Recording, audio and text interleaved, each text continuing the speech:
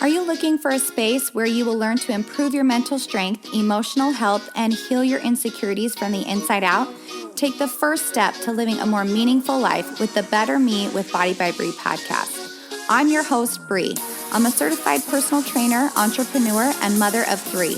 I've helped empower thousands of women to take action through fitness, nutrition, meditation, personal development, and aligning thoughts with action.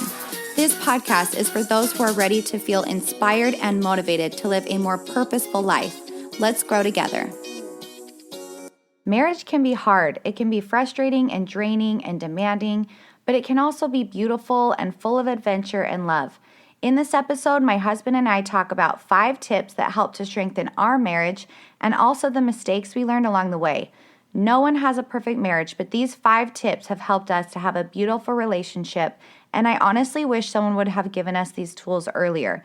This episode is a little more mature, so if you have little ones in the room, I would put headphones in. Let's dive in.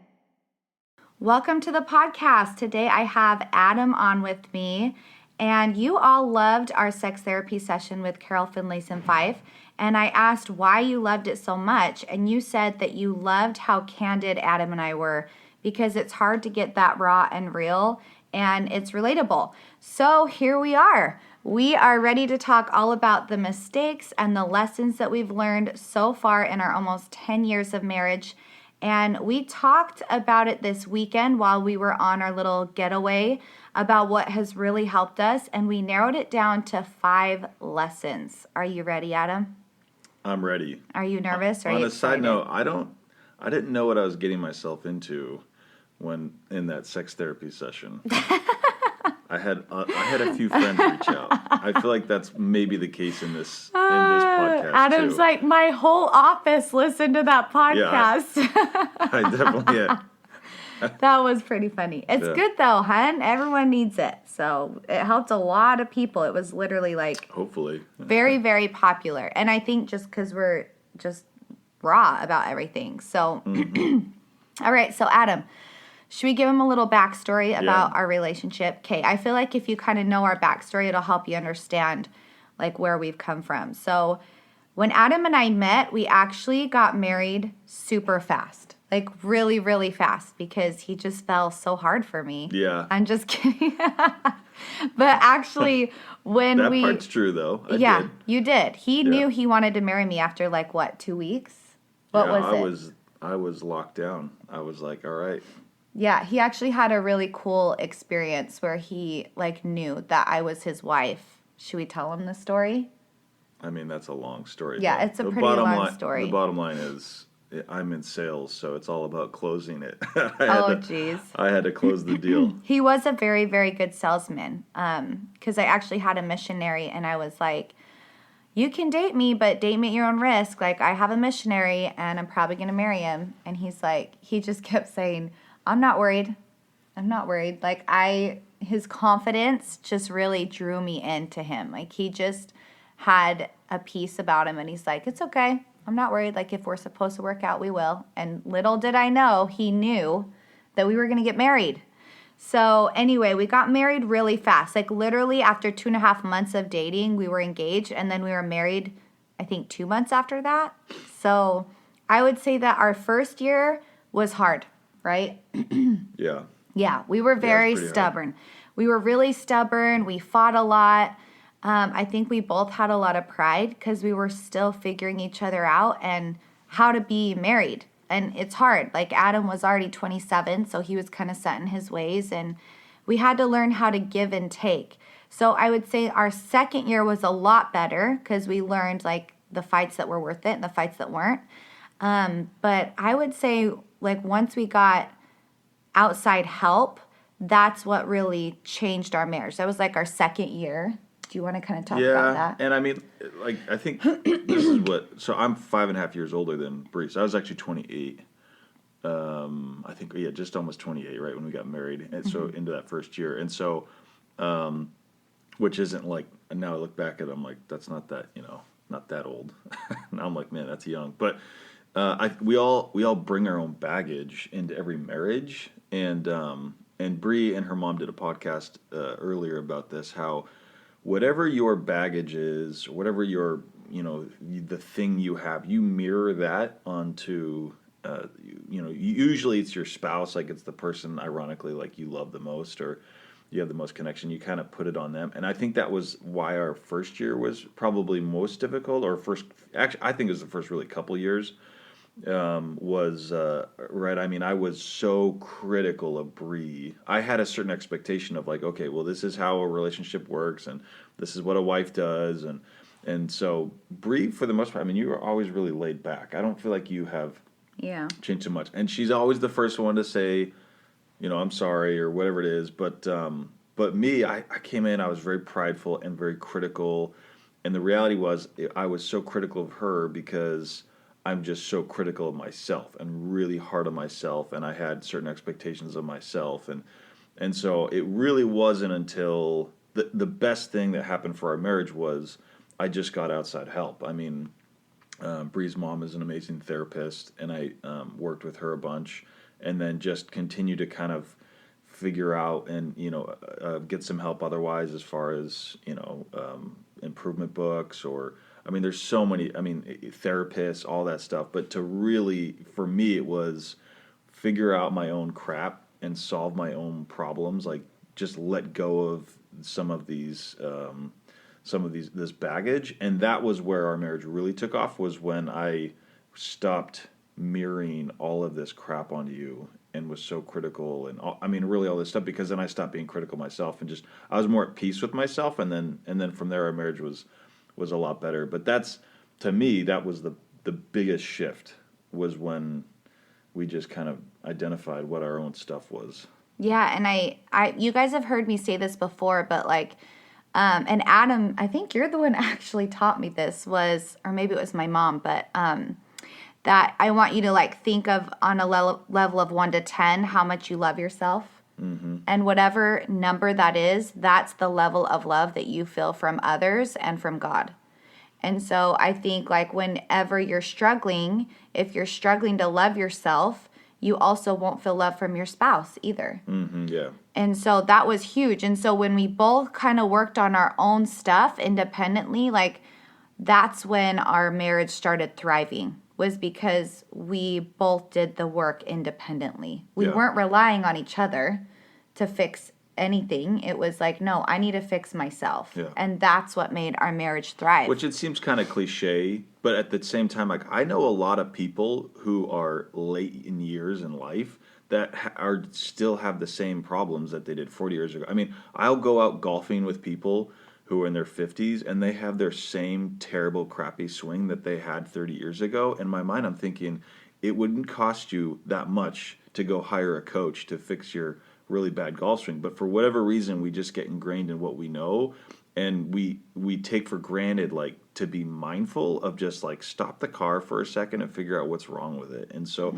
I think that's where it's, like, really, really block some time. So that's really what I ended up doing was I had time blocked in the morning where each morning I took 15 minutes to just work on my crap. Like I would say, okay, this is my problem here, this is what I'm just going to read a book 15 minutes in the morning on how to love myself better, or I'm going to, have this therapy session or whatever it is. I just dedicated a specific time to it, and that was where it kind of changed. But it will never go away. It will never change unless you block the time to do it and actually get outside help. Because otherwise you're just standing in a bucket trying to lift yourself. Yes. And also having the humility to do it. Like a lot of like pride, I think, and we're going to talk about pride, but a lot of people are like, well, it's not me, it's my husband or it's my wife. Like they're the ones that,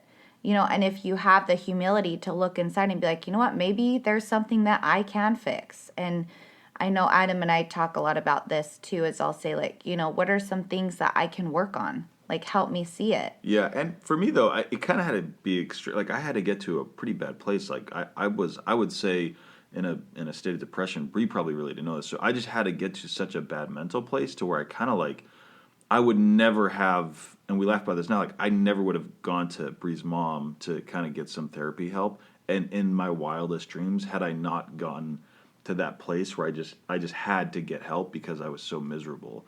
And so it's like for a lot of people, you'll never get down that far, and so you kind of coast through life without, you're like, it's just enough. And so I actually think I was fortunate enough to have it, to kind of have swung so bad that I need, for my personality, I am very prideful, so I wouldn't have ever gotten help. So I guess the message would be is, listen, don't wait till it's so bad.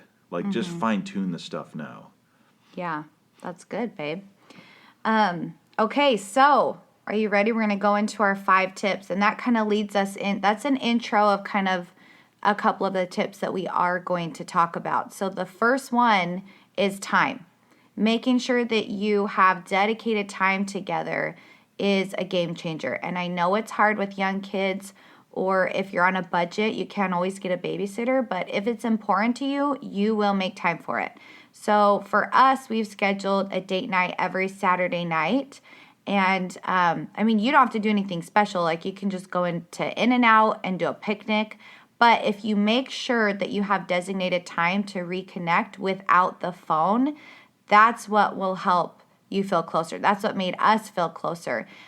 We also try to do a trip where we can get away at least once a year without the kids, because we need that time to reconnect, to be playful and silly and remember why we love each other without the kids, without work, without the distraction. And I think the number one excuse I hear is that people say they can't afford it. But if you need to budget that in and cut back in other areas to afford a babysitter every once in a while, it's worth your effort. Like, I remember we had to do that when we were first married. We didn't have the money, but we sat and I was like, this is important for me to have one-on-one time with you every week. I need that. It's important for our marriage. So we had to budget it in. And I think, like, if you know that your marriage is the most important relationship in your life, then you'll make time for it. And I know a lot of moms will say that it's their kids, that their kids are the most important relationship. But honestly, the best thing you can do for your kids is show them a healthy marriage. So, and I would say, like, it's where Bree and I have always connected really well, but it's also where we've had really good, deep conversations. So it's not always about, oh, like, you can't believe Olivia did this at school. It's like we don't necessarily always talk about the kids. It's like we talk about maybe, really some things that we just, want to talk about, some deeper stuff. And so I feel like our communication has got really good. And I feel like we've also worked out a lot of some of our issues where we just kind of do this like inventory thing of like, okay, hey, so, this is what is kind of driving me crazy, and, or vice versa. And so I think like that's where so many things that could have compounded and gotten really bad 10 years from now, we caught really early on, just because we had the ability to like have uninterrupted time and just work things out, and it never got big enough to just where, so it's like if you're having dinner and you're sitting there and you're like silently like cutting your potato and it's really quiet and it's not really productive, it's like just keep doing it, because eventually like the first couple times is like maybe you don't have a lot to talk about other than your kids, but again, it's just it's a compounding thing. You just keep doing it. Yeah, and I would say, like, when Adam and I were really busy with work and raising our kids, we went through a period of time where we didn't prioritize each other. That was at the very beginning, like we were talking about. And we're both doing our own thing and living our own lives independently. And it wasn't that we were arguing, we were just distracted. I was distracted with the young kids and he was distracted with work. And like slowly you just start drifting apart, and it gets worse and worse if you don't catch it. We just became like roommates. Yeah, and that's not what you want. So that's when we decided that, like, at the beginning of the week, we would plan out our week and coordinate our schedules to make sure that it included family time and alone time. And I had to treat it like it was an important appointment, that you don't plan things in that time. And that made all the difference, because I knew that I would get time with Adam. And I'm kind of needy, so... That part is very true. I'm like, when's our family time? When do I get alone time? Where am I in your schedule? Like, I'm very needy. So that was really helpful for me to not feel resentful of work, because I knew you prioritized me and the kids, and that was a huge. So, okay. The next one that we're going to go into is the love languages. And I'm sure you guys have all heard of the 5 love languages, but so we'll just do like a little review of it. And there are tests and quizzes that you can take. I would suggest reading the book for sure because it's amazing. But it's important to know how your spouse feels loved. Most people will show love how they want to be loved, but that's not actually what your spouse needs or appreciates. So here are the 5 love languages. You have words of affirmation, so saying supportive things to your partner, telling them you love them. Acts of service, doing helpful things for your partner. Receiving gifts, giving your partner gifts that tell them that you're thinking about them. Quality time, spending meaningful time with your partner. Physical touch, being close to or like caressed by your partner.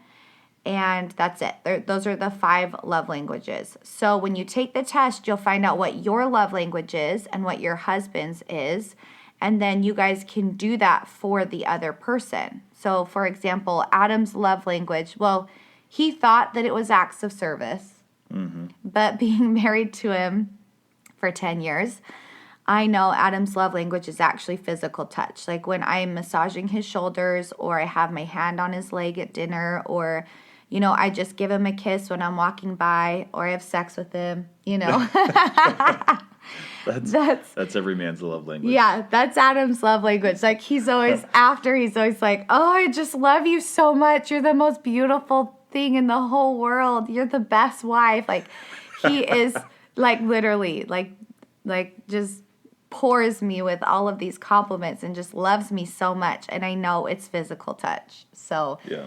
I have to be mindful of that. And when during the day, when he's had a hard day, when he comes home, if he sits down and I just say, come here, babe, how was your day? And I give him like a hug and I rub his shoulders, he just melts.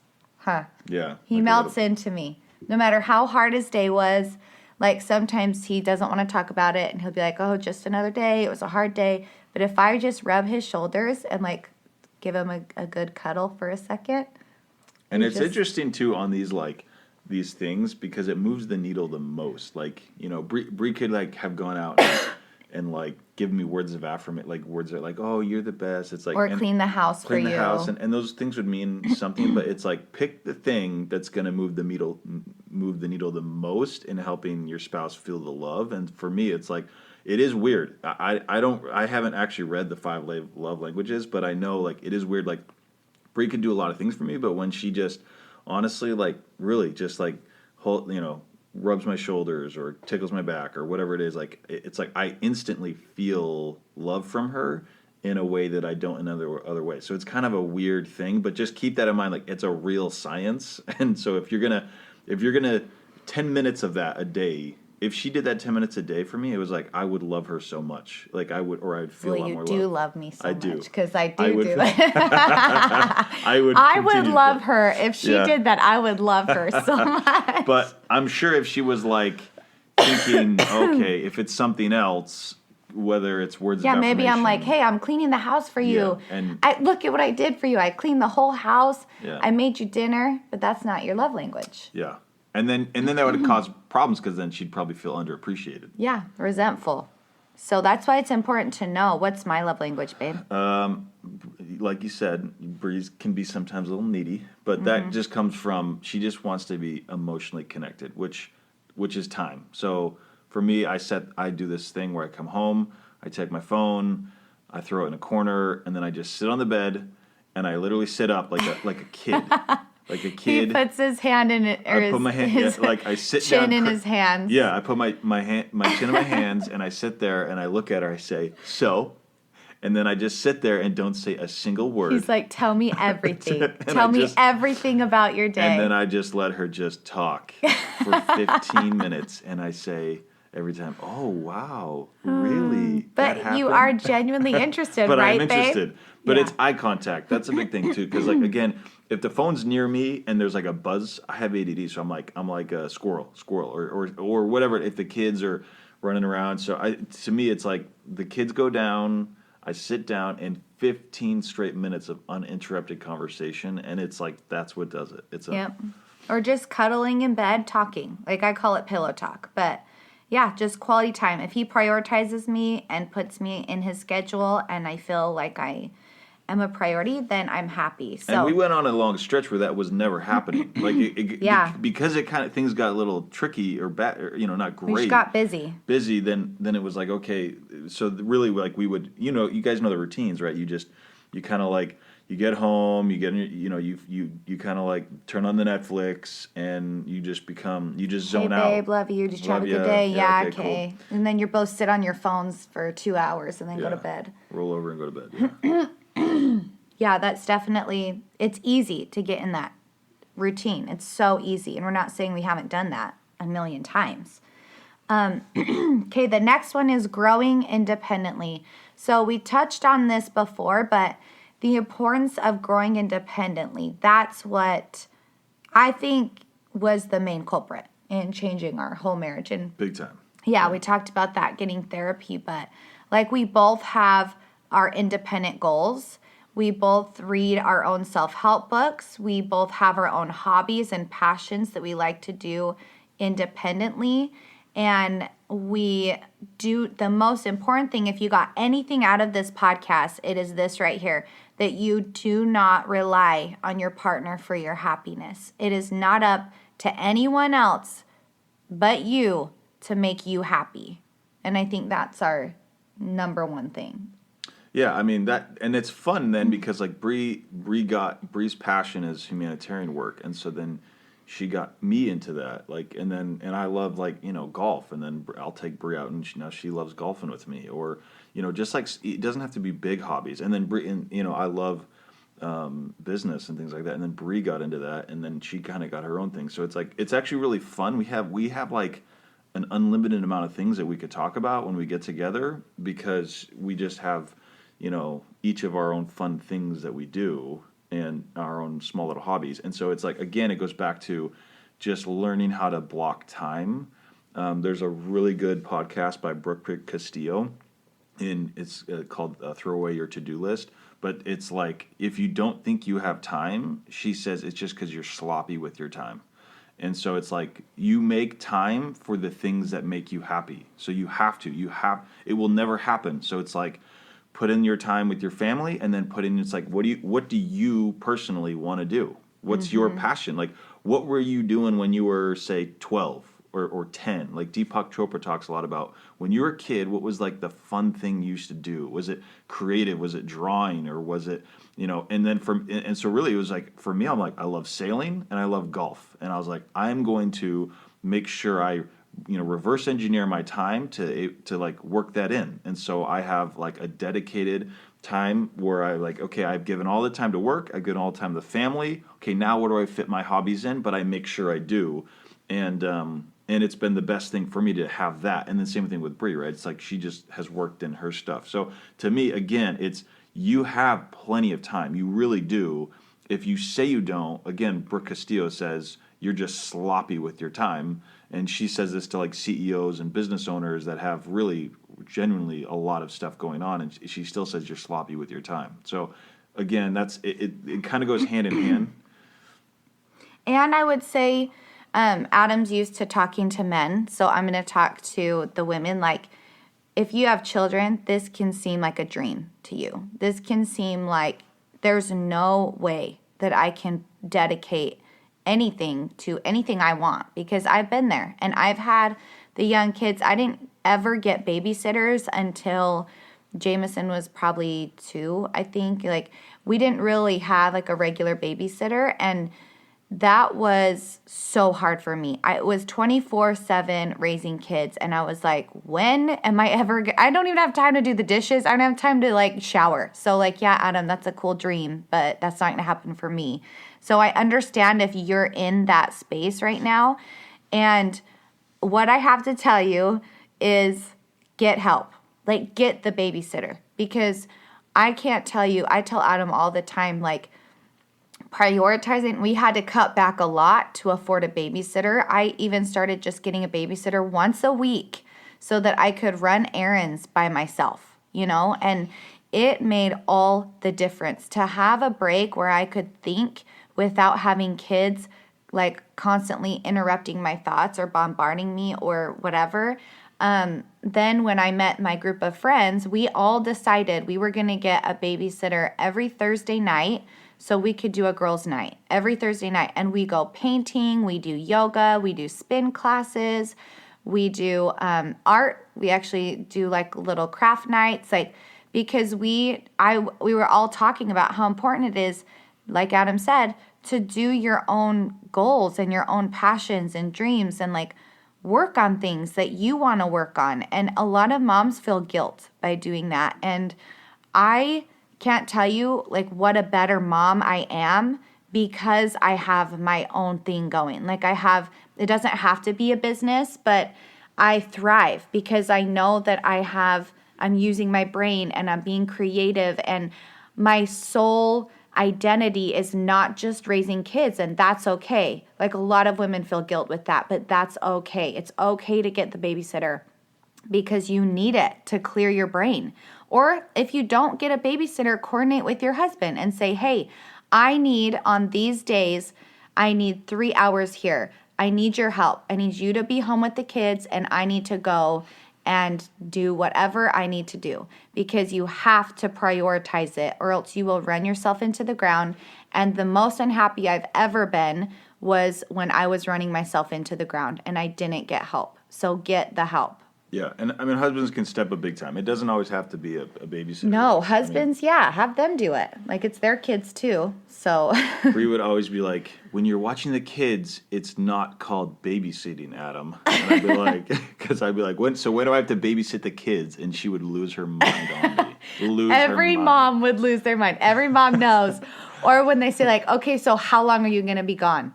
That is a trigger. I'm like, I'll be gone as long as I want to be gone. I'm not on a time limit. Bree worked out a lot. There was a time where she was very resentful of me because she'd be like, you can just go wherever you want to go. You can do whatever you want to do, and which is, in a lot of ways, that was true. So yeah, I was chained. I honestly felt chained because I felt like it was my responsibility and not Adam's. And so that's where the communication comes in, where we set like, okay, I need you to be here so that I can go do stuff I want to do, So make sure that it's even. If your husbands are golfing every weekend and you're home and you don't do anything, you need to step up and say something, right, babe? Yes. He's like, I'm just saying, like, it's okay to ask for that. Okay, sorry, we got on a little tangent, but I'm very passionate about that if you can't tell. Okay. The next one this is number 4, is to have sex. Sex is a big one. This is why I was like, make sure you have headphones just in case there's kids. I just want to be able to talk candidly. But this is one that I'm very passionate about, and Adam is too. I talk with... Obviously. I talk with my friends a lot about this because I feel like a lot of us moms are in the same spot and we feel the same way, where sex feels great when you're doing it, but it's really hard to get there because you're tired after a long day. It's just another thing on your checklist, and sometimes you're just so sick of being touched and mauled all day that you don't want anyone else touching you. So I completely understand that feeling. But I will say that when I made sex a priority in our marriage and I really valued it, even if I wasn't in the mood, I tried. That was when our marriage shifted a ton, and it's been really a great thing for us. And I just feel so much more connected to Adam, and I know Adam feels so much love from me. So I think my number one advice would be try.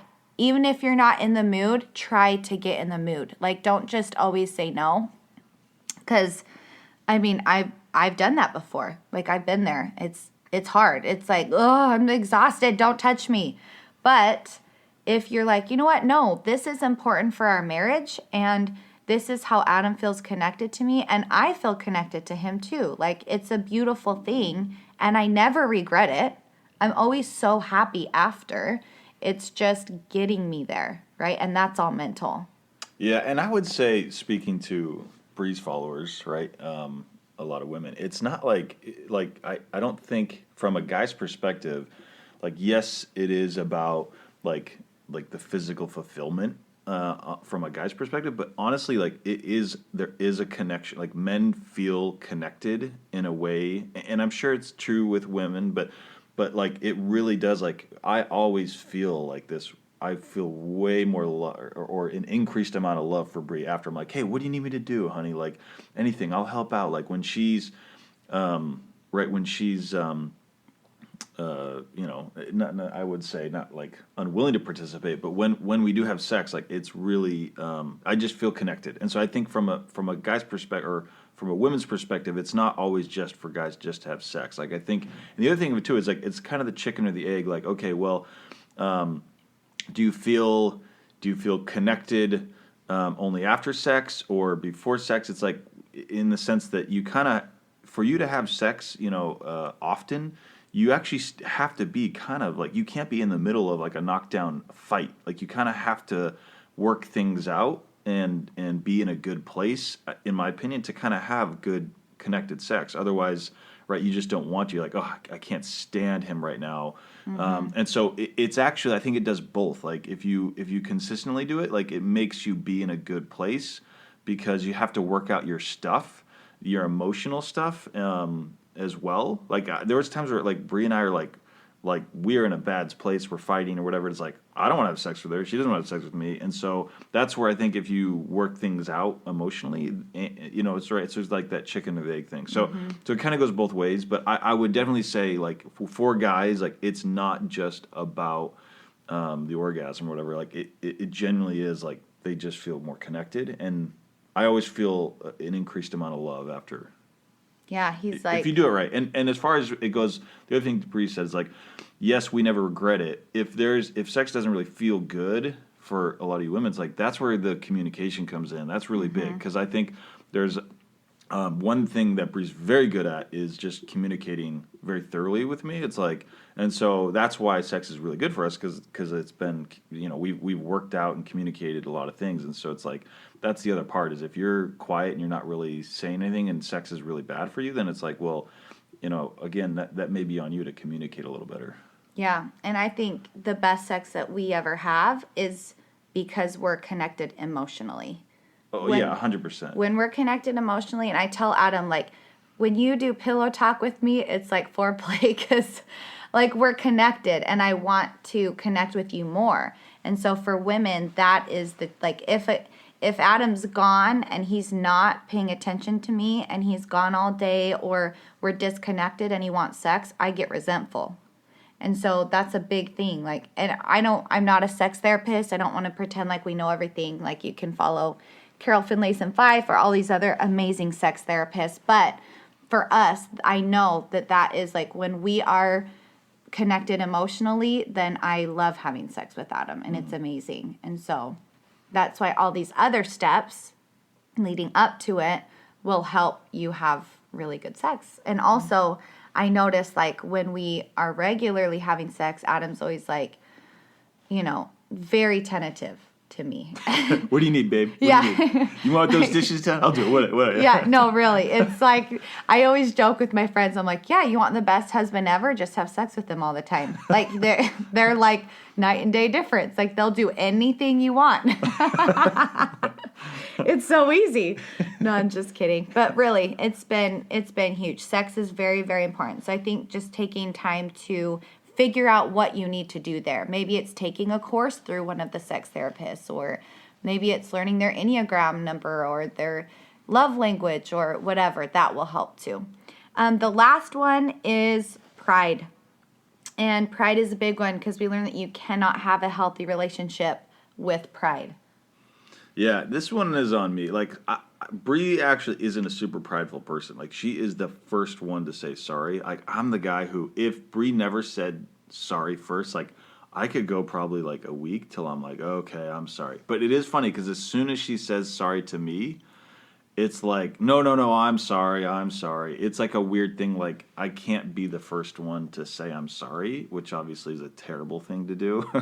And that's like, so I think, again, it goes back to identifying. He does now. You do now. Yeah, I'm still mostly, but you're getting better. I'm getting better. And it's like, I've just been stubborn, like, for my whole life. Like, that's just been, a big part of, a struggle I've always had is just being stubborn, being a little bit prideful.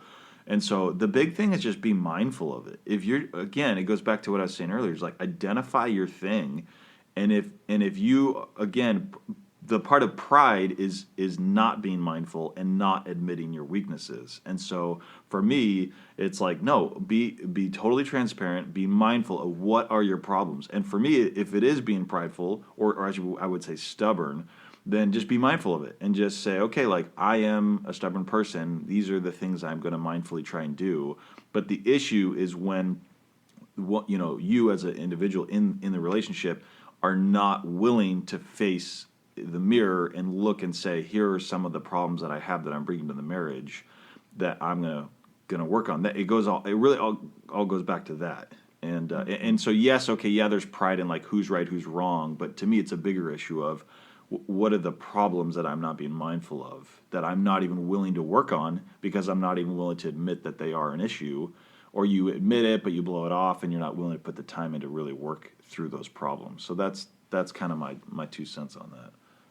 That's good, babe. So that's it. Those are our 5 tips that we have learned after being married for 10 years. And obviously, Adam and I are not perfect. Our marriage isn't perfect, but we have learned a lot in the last 10 years, and we are best friends. And I always tell him that our marriage just keeps getting better and better. And I love putting the work in because I always want to be married to my best friend. And I know it doesn't come easy. It does take work, but it's really fun to work on it. Mm-hmm. It's fun to have an amazing marriage and to have this beautiful relationship that really blesses us. Yeah. So I mean, the juice is worth the squeeze in a good marriage. Put it in like the return you get is well worth the time you're going to put into it, without a doubt. It is. So hopefully you guys learned a little bit from this. Thank you for coming on the podcast, babe. That was so fun. Yeah. I love it. I love it. Thank you so much. So we will see you back here next time. Thank you for joining us in today's episode. If you liked the content and want to hear more, remember to hit that subscribe button and write a review. As a small business owner, I appreciate it more than you know. If you are looking for a program to help with self-confidence, to lose weight, get in shape, and work on your mental, physical, and emotional health, check out my training programs on www.bodybybree.com. My team and I help to hold you accountable through the Body by Bree app, where you log in to see all your workouts, custom meal plan made specifically for you and your needs, and communication through the messenger. You are never alone when you're on the Body by Bree training program. Click the link in the show notes to get more information on how to transform your life from the inside out.